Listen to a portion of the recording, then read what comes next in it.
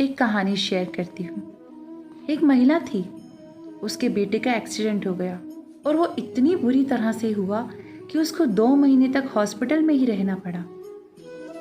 उसकी पड़ोसन ने उसे बोला, तू तो कृष्ण की बहुत बड़ी भक्त है, फिर तेरे ऊपर ऐसा कष्ट क्यों आया?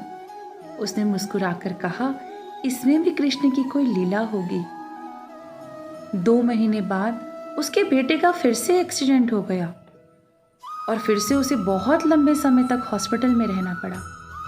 उसकी पड़ोसन ने फिर उसे ताना मारा कि तू तो कृष्ण की बड़ी भक्त बनती है, तेरे साथ हर बार बुरा ही क्यों होता है? फिर भी उसने मुस्कुराकर कहा, इसमें भी कृष्ण की कोई लीला ही होगी। बेटा ठीक होकर घर आ गया। 3 महीने बाद उस बेटे का फिर से एक्सीडेंट हो गया। अब उसकी पड़ोसन की महिला उससे बोली, अरे तेरे ग्रह चाल खराब है, इसका टेवा दे, मैं किसी बड़े पंडित को दिखाऊंगी, तेरे कृष्ण किसी काम नहीं आएंगे। महिला ने बोला, सब्र है मुझे, इसमें भी कृष्ण की कोई लीला है। पर वो महिला नहीं मानी।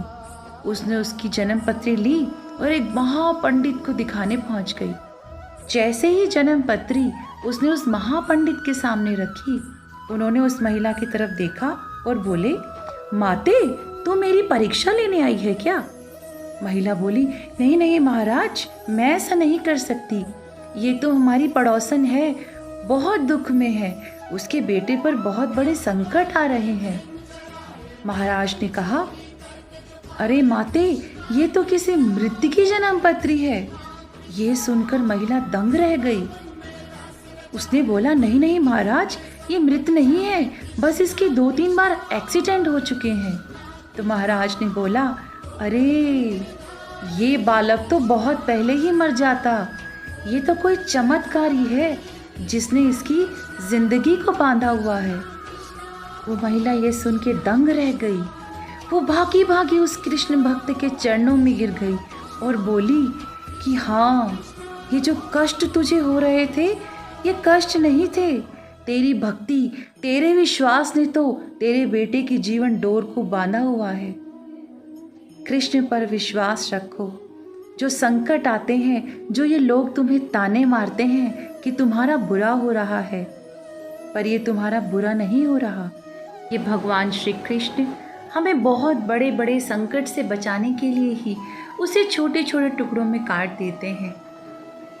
एक भक्त के साथ हम हमेशा अपने ईश्वर का आशीर्वाद रहता है। जब भी कष्ट आते हैं ज़िंदगी में, तो अपने भगवान पे भरोसा रखिए।